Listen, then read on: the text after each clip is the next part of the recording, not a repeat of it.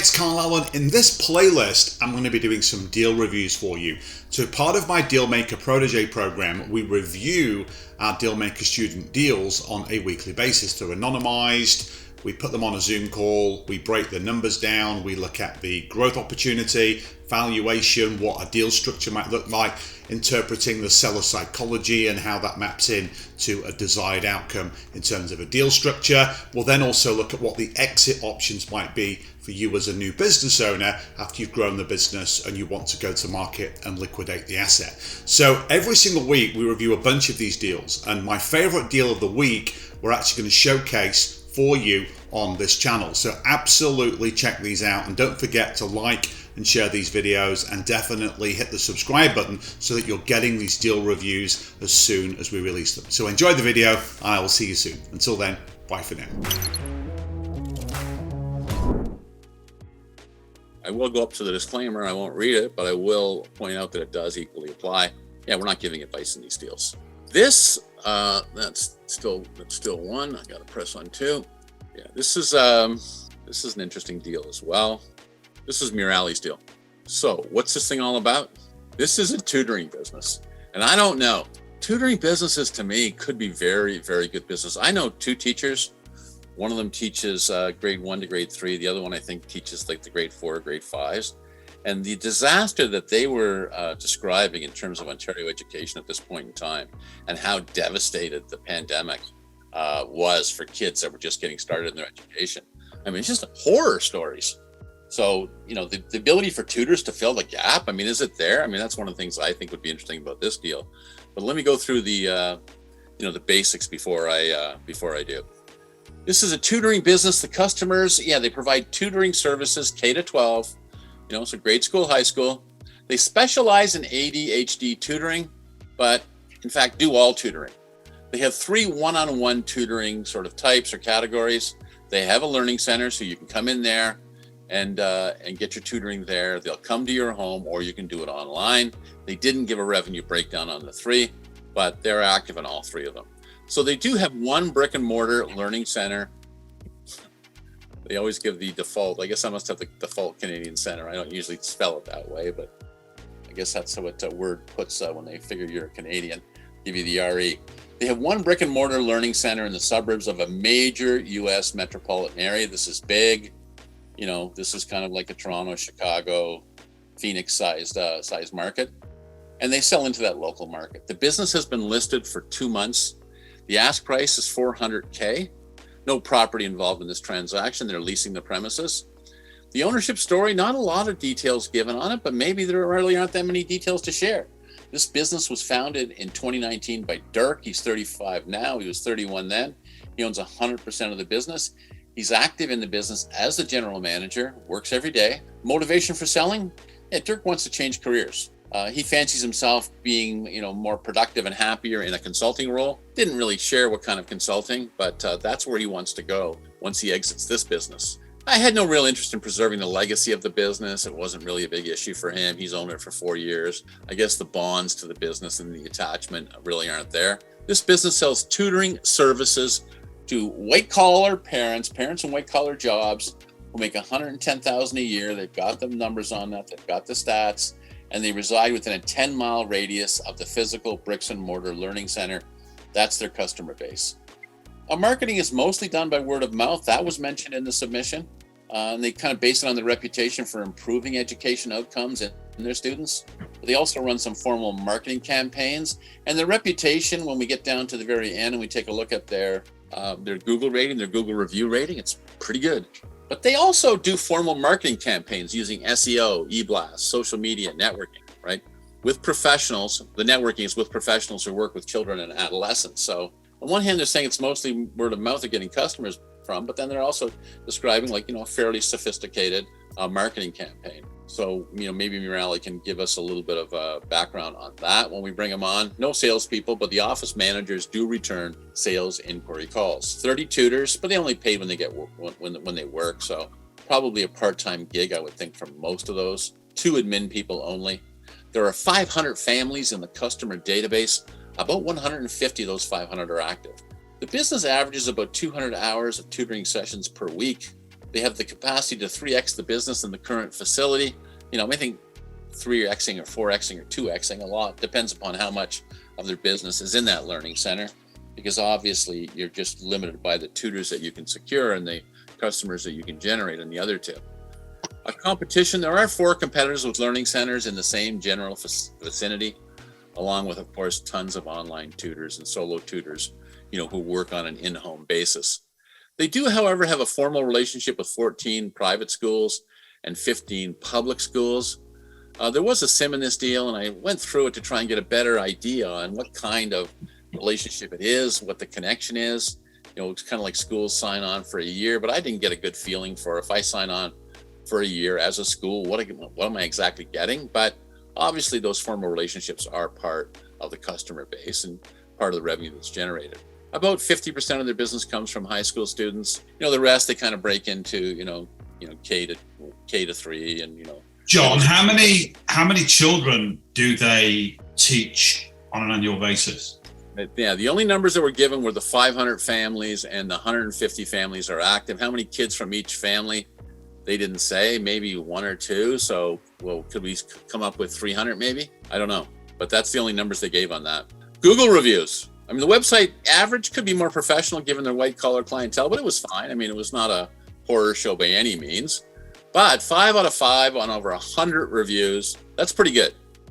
If you can actually put some value add in terms of the education of the people, I get a feeling from the state that this business is in, that the pandemic disruption would not be as bad as it is here in Ontario. We were absolutely slammed. These schools were shut for 2 years. It's an absolute education disaster we're dealing with here in Ontario. This state, I don't think, is really that bad. The MUD score, I would say, is below average. I mean, the motivation is middling. This guy is young. He's got a nice little business here. He wants to get into consulting, but we're not dealing with someone with a ton of stress or urgency, in my opinion. So a tutoring business, thanks Marally for submitting it. Kind of interesting. We've looked at these kinds of businesses in the past. Carl, what do you think of this one? Oh, I love this business. I really like this business a lot. I'll tell you why. So 4 reasons actually.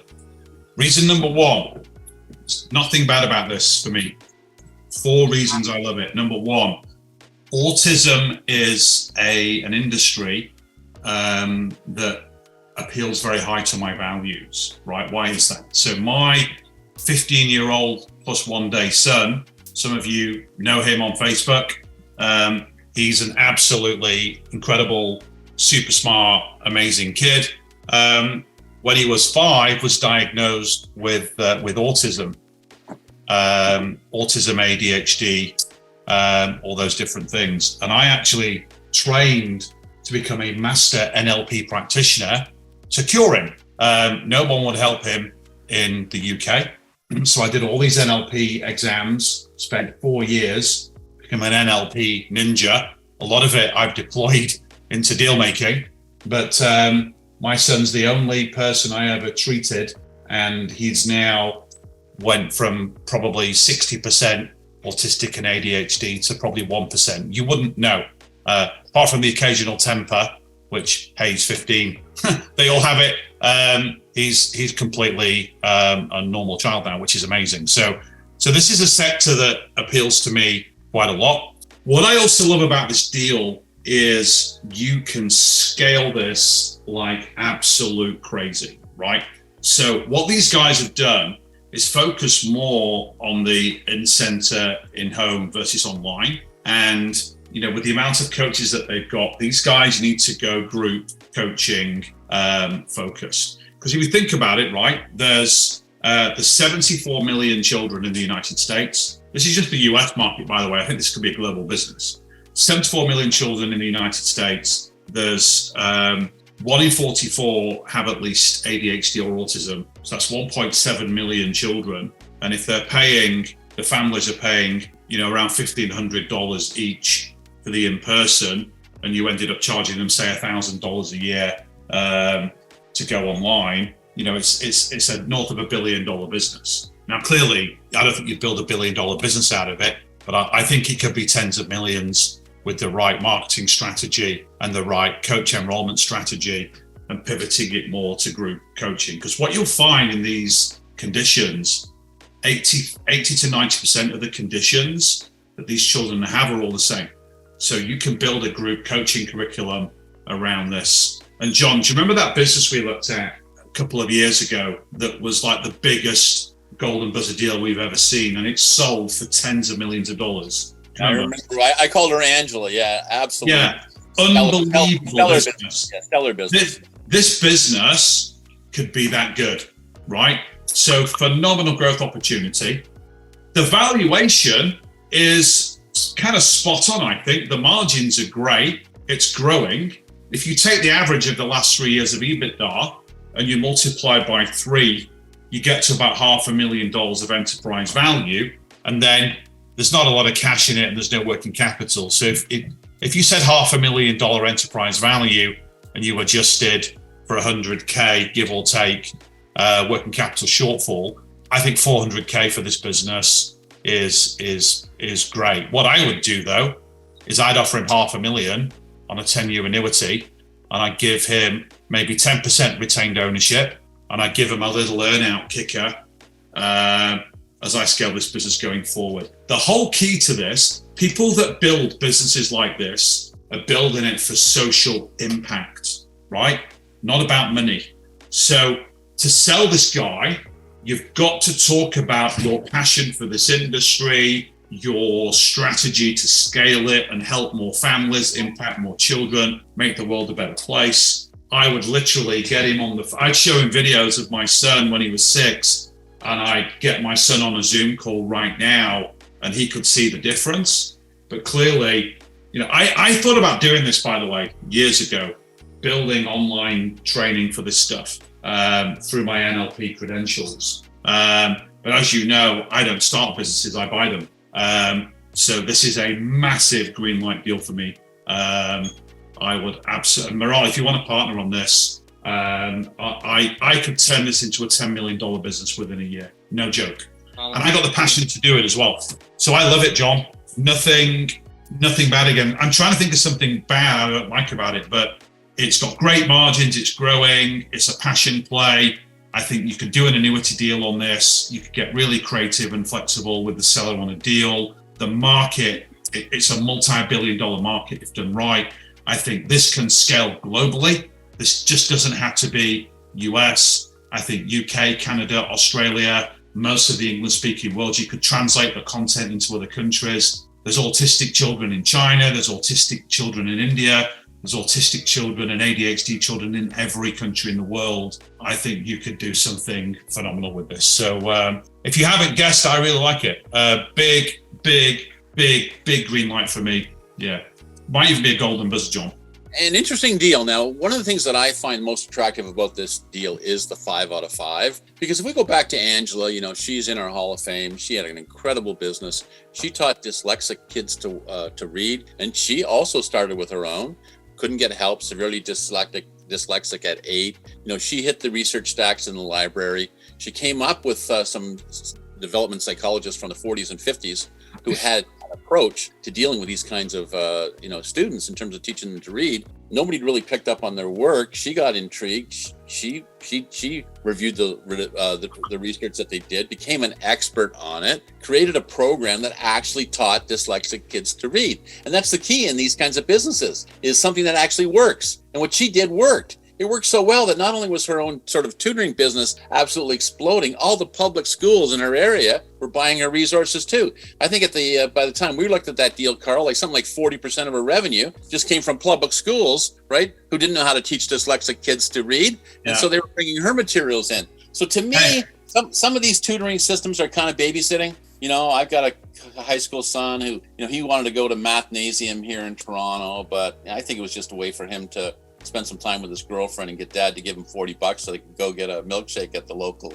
store. He wasn't really that weak in math. They said, just do your math homework. But some of these places were babysitting places, and you kind of go in, you put your time in, and nothing really happens. But if you've got some place that you can send your child where there's a real before and after, there's real impact, there's real learning, absolute gold. I totally agree with Carl. Now, on the marketing side of this, in terms of growing a business like that, I'm going to go to my kind of, resident guru on, blowing up these online businesses, through SEO and all the rest of it, and get JR's take on this. JR, would you greenlight this deal? Do you like what you see?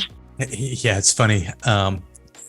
David and I were talking this morning, or last night, sorry, about different ways to leverage organic traffic. And if I take that conversation from last night and extend it to this business, there's really no limit. And to Carl's point, there's definitely no geographic limitation. So you build a curriculum, you scale it out. It's just like software. You build it once, you can scale it and grow it a million times. So from a Facebook perspective, Murali, Facebook is ideal for something like this from a targeting perspective. And then video, create tons of video. There's ways to break down that video into 100 different small snippet shorts, TikTok, Instagram, etc. And you've got a really large footprint. So yeah, I love it. I think it's an awesome business. Any business like this that can scale in the way that this can is a great model, and the model's the kind of the optimum word there. Yeah, I'm kind of curious about that, because to me, when I look at the big, huge education home runs, the people who really make a difference, right? It's so culture driven. It's so much about educators being able to create a culture, a learning culture that people embrace. There's a private school run in one of the worst, most disadvantaged neighborhoods in New York City, where everybody that goes to the school basically goes to college and graduates high school, because the learning culture there is so incredible, based upon the principal of that school, right? Who learning is a vocation or an avocation, not just a vocation. And he has put together a program around a culture, that really works. And, take a look at Jump Mathematics, right? The Jump program in math, right? Brilliant program. The guy who invented it, incredible learning culture, and absolutely teaches kids mathematical skills. But when you're trying to scale, right, the materials you can kind of scale, but can you scale the culture? Do you get the same kind of impact? I'm not saying yes or no on that, but it's something that, I wonder about. Those 5 out of 5s, what is it that's responsible for that? Is it the culture? Is it the program? Is it the approach? I'd love to find a little bit more about that. Let's get Murali on here before it's too late, though, and get his take on that. Great deal, Murali. Anything you can add to the comments that have been made so far? Sure. Thanks, John. I think a couple of questions there. It's not a franchise, and it's a direct deal from the seller, so there is no broker involved. So I'm directly talking to them. So that's nice. A good thing. Nice. From motivation point of view, he's a young guy, but he has a family obligation, so he want to exit, and he is an M&A consultant, so he knows what he's selling. So it might be tough to negotiate. M&A consulting, okay. Yeah, that's what he told me. But I love the kind of the business, because I have 2 kids. I spend so much money on tutoring. So that's another point I want to say. There's so many parents who wants. I think franchising Murali could be part of the growth strategy for this. I think once you've got a critical mass, I think once this is a $3 to $5 million business, I think you can turnkey the model and potentially franchise this out and then get a rip on a lot of their different things. What I also love about this, I think it was Chris McGraw that kind of helped me answer the only question I had in my head, which was the easiest thing in the world is to get the students into this. The challenge is finding the coaches, right? And what's interesting is he was talking about retired school teachers, but as well, I think a lot of active school teachers could do this as a way to supplement their income. Like Net Doctor, the doctors out there that they'll moonlight in the evenings, all these online like physician and like pharmacy type models that are out there where, you pay $50-$100 and you can get an answer from somebody. I think you could pay these teachers, $20-$30 an hour to do this stuff in their spare time and coordinate the classes around their schedules. And, again, a lot of it is they want to give back and they want to help. So I think the business model needs some serious kind of thinking and planning, but this would be an amazing business. And I think if you sell it in the right way to him, Murali, and you really focus on the impact piece and you cut him in on the growth and show him, I personally, I wouldn't think twice of writing him a $400,000 check for a business like this. I really wouldn't, but I don't think you have to do that. In the spirit of creative financing and deal making, I think you can do this on an annuity, give them a piece of the upside, demonstrate the growth and the skills and the model to him. And then he could make millions out of this, because he might be a good silent partner for you as well, as you take this business forward. Somebody from that industry. Like, it's easy for someone like me. I'm an NLP qualified NLP practitioner, master practitioner, so my credentials would transcend. But for somebody that doesn't have that, he would be your subject matter expert. So NLP, Benedette, is neuro-linguistic programming. It's a scientific methodology of understanding a human being's operating system. So it's a lot of what Tony Robbins does. It was invented by John Bandler and Richard Grinder back in the 70s and 80s. You know a lot about NLP, John, don't you? Yeah, Tony Robbins is big into that too as well, right? Yeah, he is. I got into NLP because I saw a video of, I think it's called Paul McKenna, a UK NLP practitioner. I saw a video of him somewhere once where he was on TV, where he was curing an autistic child through neuro-linguistic programming. And I thought, well, I'm going to, rather than take my son to somebody, I'll just learn it. And I did. It took me 4 years to learn it. And what I did is I transformed my son into believing that his autism was a superpower. So I gave him like an identity upgrade. And as we know, we all operate at our highest levels when it's in our identity. So I made him believe that he was a superhero having these powers, and that his mathematical memory and his brain power and his phenomenal soccer skills were all down to him being autistic. So he went from being averse to talking about it to almost bragging about it. Like, people would say to him, wow, Josh, you know, when he got into academy soccer, people were saying, wow, you're so good at football, yet you're so gifted at math and at school. And he says, yeah, because I'm autistic, that's my superpower. People were like, his friends were like, whoa, I want to be autistic. So he took it from a taboo subject to being like, I'm a power player. And think about it, a lot of the rock stars and superstars in the world that we know are autistic. The greatest footballer that's ever played the game, Lionel Messi, is autistic. One of the greatest entrepreneurs to ever walk the planet, Steve Jobs, was autistic. Mark Zuckerberg is autistic. And I showed my son all these images and told him the stories about all these people. He knew about Zuck. He knew about Messi. He didn't know much about Steve Jobs. But when I told him the guy that designed the iPhone was autistic, he's like, well, that'll do for me. And so NLP helps you understand people's maps of the world. We've all got different maps of the world, right? And it's allowing people to understand their own map. And I think there's a little tiny bit of autism and ADHD in us all, and helping us understand how we process information and our filtering mechanisms is really, really important. And you know, I'm really passionate about this, as you can see. So I think this is a crazy, crazy cool business. Sure. One question or one concern there is like it's not EBITDA, it's an SDE, so which means probably is 100K is what he's making.